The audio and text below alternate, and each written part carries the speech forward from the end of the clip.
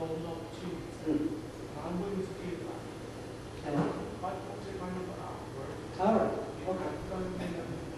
Sure. And that's my final. Thank you. Could I ask just sorry, I've got two questions. I'm very sorry. My first question is whether Tibet becomes, whether His Holiness is able to return to Tibet in 5 years, 10 years, 15 years, or 20 years or not. But I do believe that this message of compassion and love is important not only to Tibet, but for the rest of the world. And his messages are very deep. This is what I think. It can touch us. The sufferings of people who is just born today to people who are dying tomorrow. So you see, his messages touches the complete suffering of the human life. So apart from the traditional method, traditional advice that we say to parents, we always do to visit parents. Whenever you go, you have to cry, then good karma will come back. Apart from that, what effort would you make, or the government in exile will make, so that the message of love and compassion of His Holiness will spread across the globe? That's my first question. This I feel important, whether Tibet gains freedom or not, whether we succeed in non-violent struggle, peace control, or 10 years or 50 years. That's my first question. What you are going to do, or what has been made apart from the traditional method? And the second question is,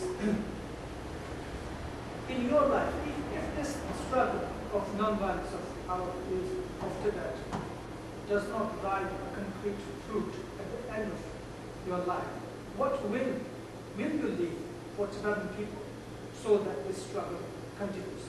This is the personal question. Sorry.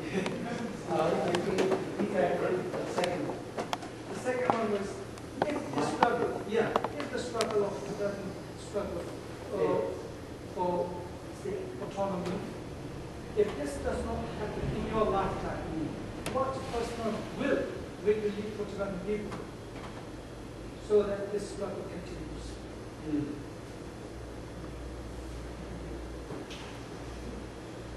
The first one. Okay, let me answer the second one.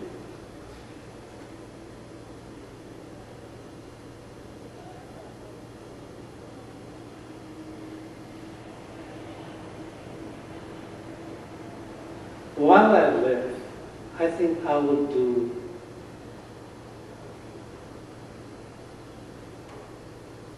whatever possible to make sure that the non-violent struggle prevails.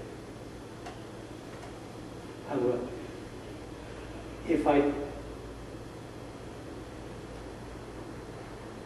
If it didn't work, what would be my will? No, I would still say that they should carry on with that non-violent struggle. Because I truly believe, like His Holiness always says, violence only breeds violence. That I truly believe. Because violence is not an option. So hopefully, I would see the day that our movement non-violence prevail. Now the first question, His Holiness' message of love, compassion, all that, this is like His reach. When I visited these places recently in the Baltic states, remote parts where His Holiness had traveled twice, 1991 and 2001, the number of people He has touched. It was very clear that message is very, very alive. The only reason that I say earlier is because, yes, the Tibetan government in exile does everything possible through print, video, every travel of His Holiness, and every move, basically, whatever His Holiness makes, we try to promote. and that is the message of love, peace, and brotherhood. And many times we even say that these days when His Holiness travels, sometimes Tibet hardly comes out of his mouth. It's always about religious harmony, promotion of human values. And we are very proud of it. The Tibetan government is also very proud of that, and they do everything possible to make sure that that message, is carried worldwide. And many times I even say that there are times when we feel that Dalai Lama does not belong to just Tibetans. He just belongs to the world. He's reached that stage. And I think Tibetans are very fortunate to have a leader like that. So, even with this new administration, whoever becomes the next Kalan Tibet Prime Minister, and that's not going to change, I don't think so. So with that, I think timing, I have to learn the British timing. 9 o'clock. Because we have to catch the train.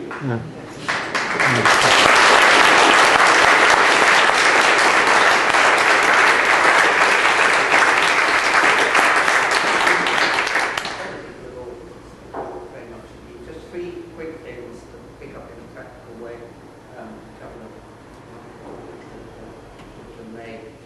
First of all, when you mentioned about engaging with your local MPs, you have in the area actually one who has been very engaged. I think you've got a couple of Liberal Democrats. Liberal Democrats have been strongly pro-Tibet, actually. The leadership has been definitely committed to Tibet. What's important thing to be able to say to them is that there's a very active all-party parliamentary group in Tibet. And we're constantly told by the Foreign Office what a lot of support there is. And this is true within Westminster. 2/3 are in early day motions. 2/3 of the House of Commons will sign and support this basic point that Thubten has been making. And if you can ask them, if they point out to them, that there is an all-party parliamentary group in Tibet, which is actually engaging with the all-party group for China as well. And in fact, increasingly, there are members on both groups, which again is another forum for engaging and helping to help with dialogue. The other point is that the one about talking and that Thubten raised about when English people sort of say Tibet was independent and immediately the barrier comes down with respect to the Chinese. What we have found that they will accept is that, as Britain's experienced, if you have a national group who is equally proud as the majority group about its language, about its history, about its national identity, as we do with Scotland, as we do in respect to Ireland, in respect to Wales, then it's no good just sitting on it. You have to allow people's aspirations to be realized. That they do relate to. And you're sort of not, you've lifted it away from the historical battle, really. Third one, even more practical, immensely grateful to George, to Anne-Marie, to Richard, to the other members of the support group here. Certainly within the society, we've found that this developing branches like this is enormously important for the campaign generally. And we would really like to work more closely with the support group here and do everything that we can to help develop it. And indeed, any ideas that you've got that we really value. So once again, thank you very much indeed for your hospitality and for the engagement of everybody here.